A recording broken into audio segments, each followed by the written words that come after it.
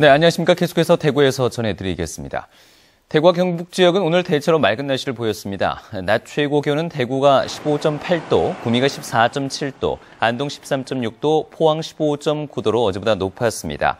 대구를 비롯해 경산, 포항 등 경북 5개 시군에는 아직 건조주의보가 내려져 있어 화재 예방에 각별한 주의가 필요합니다. 내일도 대체로 맑고 일교차 크겠습니다. 내일 아침 최저 기온은 대구 3도 등 영하 6도에서 영상 5도로 초겨울 추위를 보이겠고 낮 최고 기온은 대구 17도 등 13도에서 17도까지 오르겠습니다. 2년째 쌀 농사 풍년이 이어지고 있지만 쌀값이 떨어지는 바람에 농가의 근심이 커지고 있습니다. 정부가 쌀값 안정을 위해서 4년 만에 시장 격리곡을 부활했습니다. 한태영 기자가 보도합니다.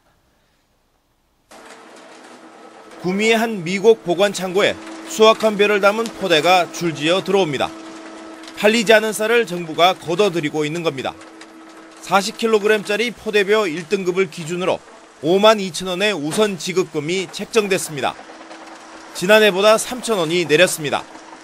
쌀값이 내려가고 있지만 농민들은 그나마 정부가 비축미를 늘린 데 대해 다행으로 여기고 있습니다. 가격이 하락될까봐 그게 제일 걱정스럽습니다. 또 시장 격리금은 또 이렇게 정부에서 또 50% 반영해주고 고맙고. 쌀 생산량이 지난해에 이어 올해도 1% 이상 늘어날 것으로 예상되고 있지만 쌀 소비량은 해마다 줄어들고 있습니다. 정부는 농가의 어려움을 덜어주기 위해 특히 올해는 WTO, 즉 세계무역기구에서 허용하는 37만 톤 외에도 시장 격리곡이라는 명목으로 추가로 사들이기로 했습니다. 시장 격리곡은 쌀값 안정을 위해서 정부가 시장에 기약 없이 방출하지 않는 쌀을 말하는데요.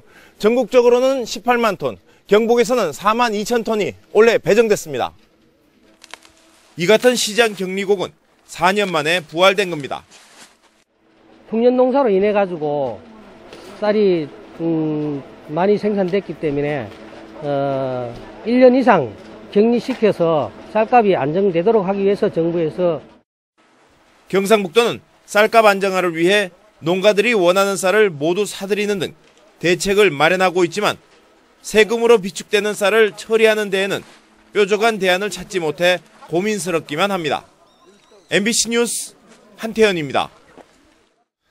급식과 돌봄 교사 등 학교 비정규직 파업으로 대구에서는 초등학교 52개 등 76개 학교가, 경북에서는 초등학교 122개 등 184개 학교에서 비정규직 파업에 참여해서 59개 학교는 도시락, 20개 학교는 빵과 우유로 급식을 대체하고 12개 학교는 단축 수업을 실시했습니다. 학교 비정규직은 비정규 처우 개선을 요구하며 오늘과 내일 이틀 동안 파업에 들어갔습니다. 대구시 보건환경연구원이 최근 5년 동안 학교와 종합병원, 일반 주거지역, 상업지역, 일반 공업지역 등 대구 8개 지역의 환경소음 실태를 조사한 결과 지난해 전체 평균 소음들은 51.4dB로 이전 4년 동안 평균 52.2dB보다 0.8dB이 낮아 16.8%의 개선율을 보였습니다. 소음도가 상대적으로 심한 도로변 지역은 63.1dB로 이전 4년 동안 평균 소음도 63.6dB보다 0.5dB이 낮아 10.8%의 개선율을 기록했습니다. 이희진 영덕 군수의 이른바 돈봉투 사건을 수사해온 검찰이 이 군수를 불구속 기소했는데요. 검찰이 선거법 위반 외에 무고와 명예훼손 혐의도 추가한 데다 입증에 자신감을 보이고 있어 앞으로 재판 결과에 관심이 집중되고 있습니다. 한기민 기자가 보도합니다. 대구지검 영덕지청이 이희진 영덕 군수에게 적용한 첫 번째 혐의는 공직선거법 위반. 6.4 지방선거를 닷새 앞둔 지난 5월 30일 강구면 삼사리 청년회장을 지낸 김종현 씨에게 도와달라는 부탁과 함께 현금 100만 원이 든 봉투를 건넸다는 것입니다. 검찰은 구체적인 증거에 대해서는 말을 아끼고 있지만 관련자 진술과 압수한 현금 등에 비춰 공소 사실은 충분히 입증 가능하다며 자신감을 내비쳤습니다. 하지만 금품으로 유권자를 매수한 혐의를 감안할 때 구속 기소하지 않은 것은 현직 단체장이라는 점 외에도 결정적인 물적 증거가 부족해 법리 다툼의 여지가 많기 때문이 아니냐는 추측도 나오고 있습니다. 이 군수는 법정에서 진실을 가리겠다는 입장입니다. 국민들한테 좀 죄송하고요. 그리고 저도 법정에 가서 당당하게 그렇게 진실 밝히도록 그렇게 하겠습니다.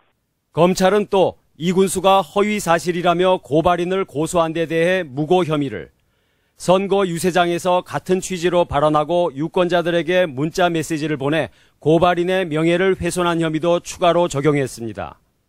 이 군수를 고발한 김 씨는 진실을 감출 수는 없다고 잘라 말했습니다. 늦은 감은 있지만은 제 속에는 정신적인 피해나 마음적인 피해를 굉장히 많이 받습니다. 이것이 꼭 법정에서 꼭 진실이 밝혀지기를 바랄 뿐입니다. 법조계에서는 정황 증거 비중이 큰 사건일 경우 대법원의 최종 판결까지는 1년 이상이 걸릴 것으로 전망하고 있습니다. 그동안 진실 공방과 갖가지 억측이 이어져온 이른바 돈봉투 사건은 검찰의 기소로 이제 법원에서 가려지게 됐습니다. MBC 뉴스 한기민입니다. 한국섬유개발연구원과 코롱인더스트리가 공동 개발한 토목 배수제용 고강도 부직포 개발 기술이 한국산업기술평가원이 선정한 올해 대한민국 10대 기술로 선정됐습니다. 한국섬유개발연구원은 이 선정된 기술이 토목공사에 사용하는 연약지반 보강용 진공배수제를 개발하는 기술로 미국과 일본에 이어서 세계 세 번째로 상업화에 성공해 국내 항만공사와 간척지 공사에 필수 자재로 공급하고 있다고 밝혔습니다. 대구 서부경찰서는 찜질방과 PC방 등지에서 상습적으로 금품을 훔친 26살 이모 씨를 구속했습니다. 네, 지금까지 대구에서 전해드렸습니다. 고맙습니다.